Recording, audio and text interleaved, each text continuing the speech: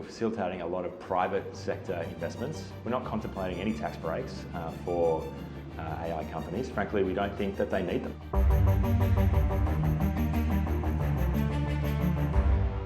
Welcome. You've said Australia needs to own the tools of artificial intelligence in order to capture the possible economic gains. It is a capital-intensive sector with many different layers. Which specific tools should Australia own? Well, Australia should participate in every element of the AI stack. Obviously, the bottom of that stack is energy, and the government has a really ambitious program to generate more renewable energy from our national solar resources. The next layer of the stack is also a big opportunity for Australia. We have lots of great Australian companies building data centres. Many of those companies have attracted a lot of foreign capital and are building facilities in Australia. Then above that, we've got models, and there are lots of Australian models, including some models that the federal government has invested in. And then applications on top of that, which will be the applications which serve consumers and business needs. So Australia should be active in every element of the AI stack. It's important for us to be makers as well as takers of this new technology, both to maintain our prosperity and to keep Australians safe.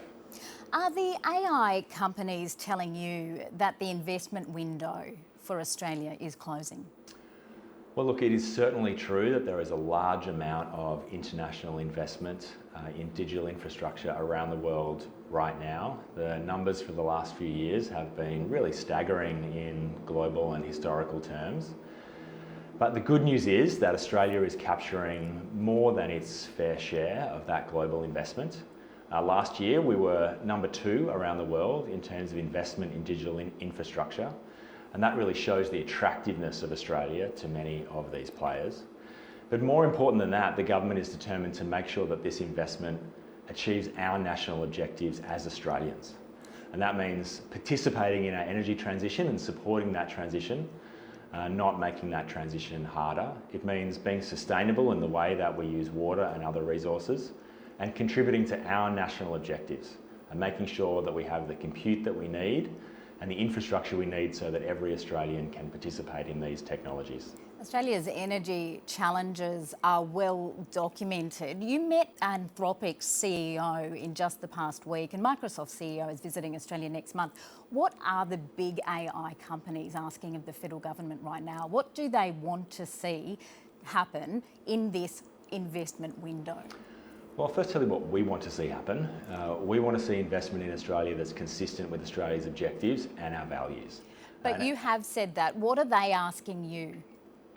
Well, we're trying to find a middle ground where we find that investment which is consistent with our values. Of course, what those companies want is they want a location that is stable.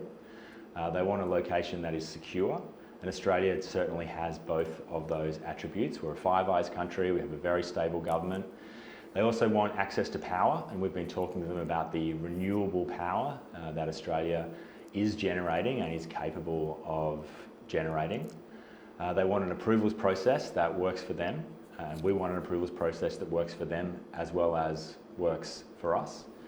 And we want to make sure that their investment contributes to some of our big national objectives, whether that be compute or skills, or the energy transition. All of these things are important to us, and we want to find matches there. Do they also want tax breaks, more friendly governance frameworks, and the government to just put more money into infrastructure investment? Well, look, the government hasn't provided any tax breaks. We are facilitating a lot of private sector. We're facilitating a lot of private sector investments. We're not contemplating any tax breaks for AI companies. Frankly, we don't think that they need them. What about copyright reform? Did you discuss that with Anthropic's CEO, Dario Amodi? Well, Australia has been very clear that one of the changes that we see in the world of AI is an increase in the value of data. These companies which are so successful, so profitable, have made such big technological breakthroughs, they need data. Data is the juice in the machine for these businesses. So the government Does that mean we need copyright reform? Well, I'm answering your question. What that means is that the government is saying that Australia's data is more valuable now than it was before. And that's why we've been so clear that we do not intend to give that away. We are not doing a TDM that hands that valuable data to foreign companies.